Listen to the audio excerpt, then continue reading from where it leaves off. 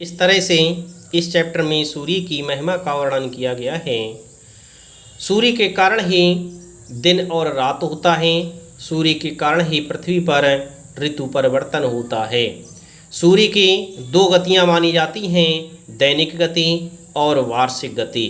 दैनिक गति के कारण दिन और रात होता है, वार्षिक गति के कारण पृथ्वी पर ऋतु परिवर्तन होता है।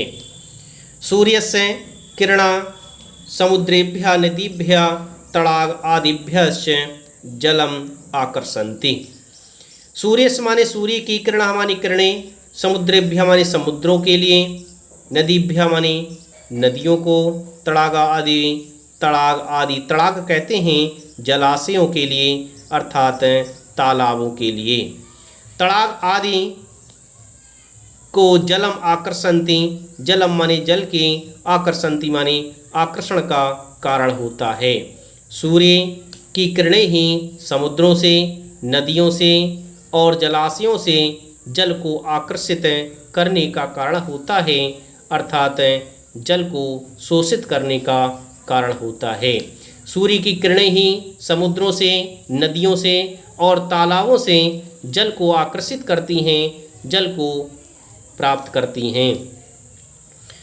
तन जलम मेघ रूपम धारयति तद जलम तत् जलम। तत् जलम, तत् माने उसका, जलम माने जल, उसका जल अर्थात समुद्रों का, नदियों का और तालाबों का जल मेघ रूपम, मेघ के रूप में धारयति धारण करते हैं। मेघ के रूप में धारण करते हैं अर्थात वही जल जो सूर्य की किरणें समुद्रों और नदियों तथा तालाबों से शोषित करती हैं, वही जल मेघ के रूप में धारण होता है। तस्मात् मेघात् पुनः वृष्टि भवति। तस्मात् माने उसी से, मेघात् माने मेघ से, उन्हीं मेघ से, पुनः माने दोबारा, वृष्टि माने वर्षा, भवति माने होती है। वही जल मेघ के रूप में पुनः से बरसता है। एवं प्रकारेण सूर्य एव जलचक्रस्य कारणम अस्ति। एवं माने इस प्रकार से प्रकारेण में तृतीय व्यक्ति का प्रयोग किया गया है। इस प्रकार से सूर्य माने सूर्य, एव माने ही जलचक्रस्य, जलचक्र का कारणम माने कारण, अस्ति माने है। इस तरह से सूर्य ही जलचक्र का कारण है। सूर्य ही जलचक्र का कारण क्यों है? क्योंकि सूर्य की किरणें ही समुद्रों से, नदियों से, तालाबों से जल को प्राप्त करती हैं। वही जल मेघ के रूप में धारण होता है, उसी के द्वारा बारिश होती है। इस तरह से सूर्य ही जलचक्र का कारण है। किं वयं सूर्यं विना प्रकाशस्य जलस्य जीवनस्य च कल्पनां कर्तुं शक्नुमः। किम माने क्या, वयम माने हम सब, सूर्य माने सूर्य के, बिना माने बिना, प्रकाशस माने प्रकाश के, जलस माने जल की, जीवनस माने जीवन की, कल्पना माने कल्पना को, कर्तुम शक्नुमा कर सकते हैं।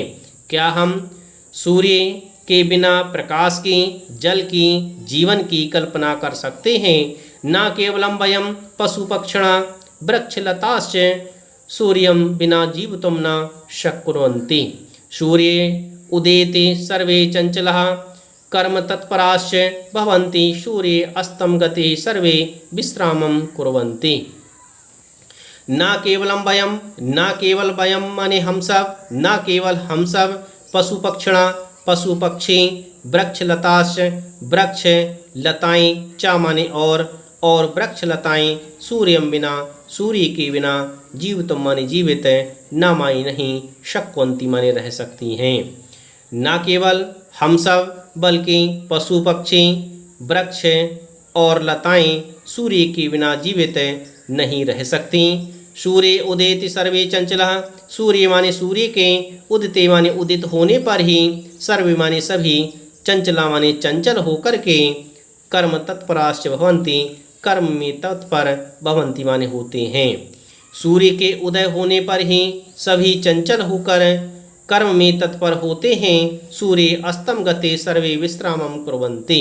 सूर्य माने सूर्य के, अस्तम गते अस्त हो जाने पर ही सर्वे माने सभी विश्रामम माने विश्राम को कुर्वन्ति माने करते हैं। सूर्य के अस्त हो जाने पर ही सभी विश्राम करते हैं। सूर्य के उदय होने पर सभी कर्म में तत्पर हो जाते हैं। सूर्ये मानवानाम् अतीव श्रद्धास्ति केचित् तु सूर्यं देवता रूपेण पूजयन्ति। सूर्य माने सूर्य में मानवानां माने मानवों की अति माने अत्यधिक श्रद्धास्ति श्रद्धा है। सूर्य मानव की अतीव श्रद्धा है। सूर्य की मानव में अतीव माने अत्यधिक श्रद्धा है।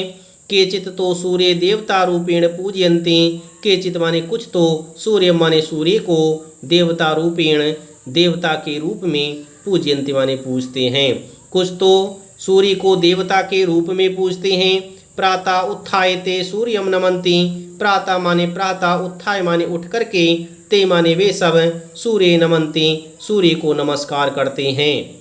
वे सब प्रातः काल उठ करके सूर्य को नमस्कार करते हैं। तदा ते वदन्ति, तदा माने वे, वदन्ति माने कहते हैं, उस समय वे कहते हैं या बोलते हैं। वद धातु में लट लकार प्रथम पुरुष बहुवचन का शब्द है वदन्ति। वे सब बोलते हैं सूर्याय नमः, रवये नमः, भानवे नमः। सूर्याय माने सूर्य के लिए नमस्कार है। रवये नमः, रवि के लिए नमस्कार है। भानवे नमः, भानु के लिए नमस्कार है। इस तरह से सूर्य, रवि, भानु सूर्य के ही पर्यायवाची शब्द हैं।